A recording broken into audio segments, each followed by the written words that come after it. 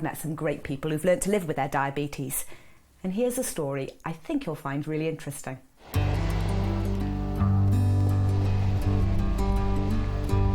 My name's Jill.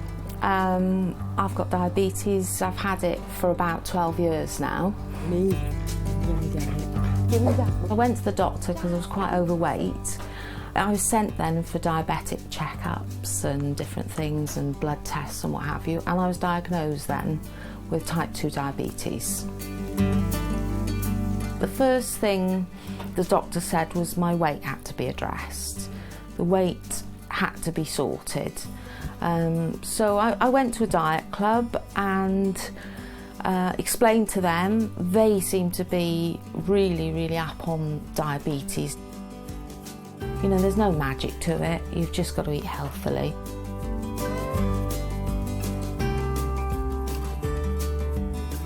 It's pretty hard when you're diabetic, I think, because you do want to eat. It's so difficult. You do really want to eat. So it's just finding the healthy stuff. There's lots of salads and things. I like to dress my salads. You need to look for the mayos and ketchups that are low fat and low sugar, because otherwise one replaces the other generally. Ketchup was a big thing for me before. I love ketchup. I mean, I don't know if it's something from a 60s child, but I absolutely love ketchup. But you've got to be careful, you know. I do have a little bit. I do still now have a sweet tooth and I like to pick, so I do tend to have sugar-free jellies and things, you know, and I'm not missing out. I'm not missing out by having those things. And a nice balanced chicken and veg meal is perfect. I still go for a curry or a Chinese meal, but I choose the very low fat options.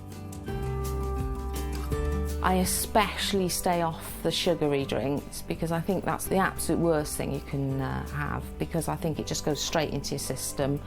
And I feel the effects for a couple of days afterwards. I feel quite tired, you know, it sort of puts you on an up and it's almost like a drug really. But then the healthier you eat, you don't really need to guzzle on the sugary drinks.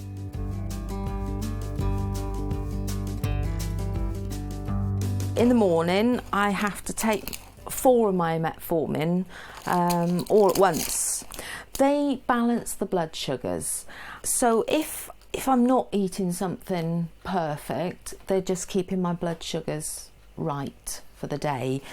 And they're especially important, I think, if you're not well, if you do have a cold, because it does make a difference. It does change the sugars and you do feel worse when you're diabetic.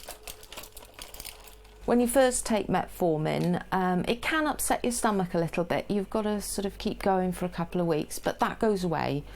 And the effects of using them are brilliant, so you've really got to push at it, you know. After a number of years and your weight is stable, you can reduce your doses. So, I mean, I'm hopefully heading for that. But in the meantime, I'm happy to take it if it's keeping my blood sugar stable.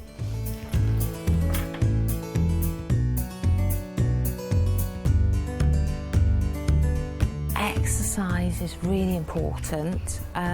Fitting it in, I think, with work and different things and children, grandchildren, what have you, is quite hard, but there's no excuse again, you know.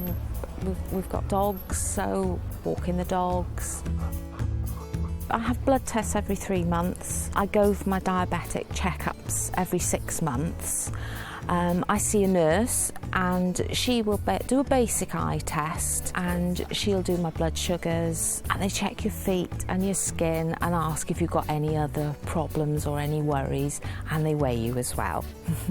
So it's quite good sometimes when I go in and I've lost a little bit, you know, they seem really pleased with that.